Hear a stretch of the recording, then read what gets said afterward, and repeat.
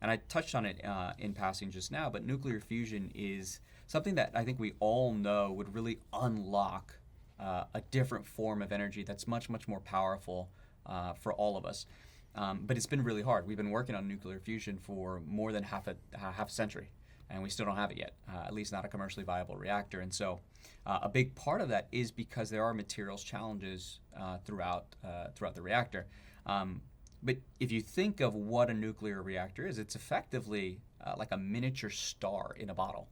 And so you have this really hot plasma that acts as the fuel source to the reactor. And most of it is contained by these ultra strong magnets. And so you've got this magnetic confinement around the plasma. Some of that plasma does leak out though. And when you have the plasma leaking out, it can cause damage to the walls of the reactor and erode it down over time. And that's obviously really bad if you're spending millions and millions of dollars investing in nuclear reactors. You can't have them breaking down. And so there's a critical component within the reactor called the diverter. And it acts as sort of like an exhaust, where it basically absorbs that, or basically exhausts out the that leaked plasma.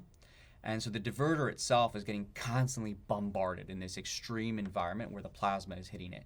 And so, to put it in perspective, I think the heat that the diverter is exposed to is something like 10 times hotter than a space shuttle is exposed to when it's coming back down to Earth. It's just unbearably intense environment. And so the diverter itself, of course, breaks down over time and erodes. And the materials that we have for the diverter right now, they just don't work. They don't last long enough to sustain the lifetime of a nuclear reactor. And so we're actively looking for a replacement to that diverter right now. That's a core materials problem that actually prevents us from ever having a commercial nuclear reactor.